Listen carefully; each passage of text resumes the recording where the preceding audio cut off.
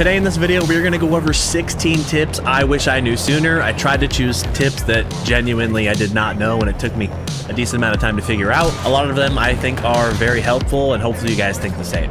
So our first one's gonna be for the attack helicopter. You can actually aim the first set of rockets and the tow missile with free look. So the tow missile I kind of knew about, but the first set of missiles I did not know about. These do have a range limitation. I don't know what the exact value is, but they're not going to go as far as the light and heavy missiles. But it is kind of useful. I still think they are unfortunately the worst missiles out of the three, but it's still a useful tip, and it's really good on the tow missile. Second tip I have for you guys is HP regeneration and suppression. So suppression, unlike the other games, actually stops health regen in this game, with one exception: if you have a supply bag on you or one of the supply pouches thrown to you. So without those, it's going to reset the countdown before you can start regenning HP. If you're already regenning HP, it'll stop it where it is and start that countdown before you can start regenning again. Now, to know if you're being suppressed, it's actually really difficult to see. It's more so you'll just be getting shot at and know, but you'll see these white little specks showing up on your screen. That's basically telling you you're being suppressed. I think the reason it's so small is because they know being suppressed really isn't a big deal in this game. So as long as someone keeps firing a bullet here and there over you or around you, it's a pretty generous area, you won't be able to regen HP without a medic. Third tip.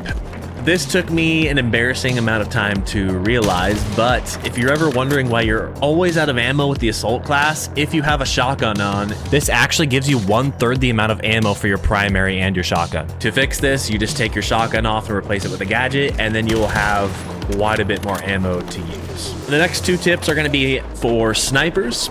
So the first one, there's actually scope glint on every single reticle for sniper rifles that is a 1x and higher. Everything but the iron sights will give you scope glint, and the scope glint is going to be the exact same for every reticle. So there's really no benefit to running lower zoom sights unless you're just trying to snipe at closer ranges.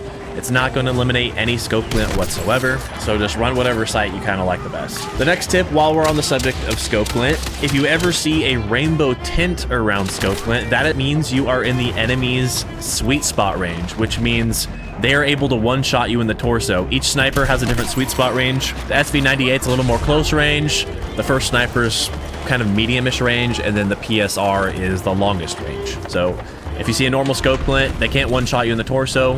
Rainbow scope glint, they can one-shot you in the torso. Just be aware of that. All right, the next couple tips are going to have to do with AT mines. Now, everybody knows these things are everywhere. Everybody and their mom is throwing them out because you start with them. So if you're ever on a map with 30+ AT mines, I've got a couple good tips for you. The first one, the engineer is actually able to walk up to enemy mines and pick them up and use them, add them to his own inventory. This works for both the slam mines and the normal AT mines.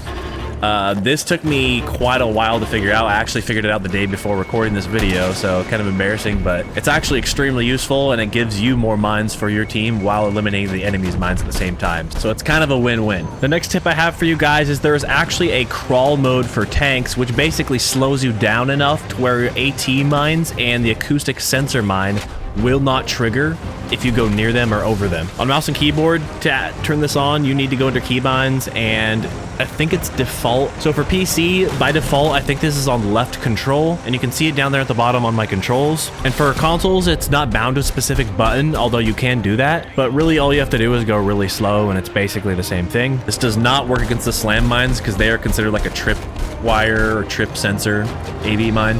So they go off of visual rather than audio and pressure, I guess. I don't know how the explanation works, but that's just how it works. I've had an occasional moment where the mine will still go off, but a lot of the time I can just go directly over them and nothing ever happens. Okay, now this is probably one you guys won't like going against, but it is pretty strong to use for your team. You can actually throw AT mines and the slam mines literally on top of each other. Now, normally there's a limit to how close they can be to each other, but you can bypass this by getting ready to throw your second mine. Right during the animation of throwing it, you just flick back towards your first mine, and you can stack these like pancakes on top of each other, and this will just instantly delete a tank if they don't already see the mines. It's also a nice way to throw a bunch of slam mines on one of your vehicles and use it as a drivable shotgun. And another tip for the mines, this one is a lot more well known, but I still think it's extremely useful, and I don't think enough people do it, is that the recon drone can destroy mines, and this can be used to hilarious effect to take out enemy infantry and enemy vehicles. This next one is kind of well known as well, but I kind of forgot about it, honestly. This is that you can combat roll if jumping from certain heights, and it will negate all or most of the fall damage. So to do that, you're gonna have to press your crouch button right as you're hitting the ground, and your character will do a nice little combat roll and negate either most of or all of the fall damage. The next one is that enemy med bags can actually heal you. So it doesn't have to be a friendly med bag.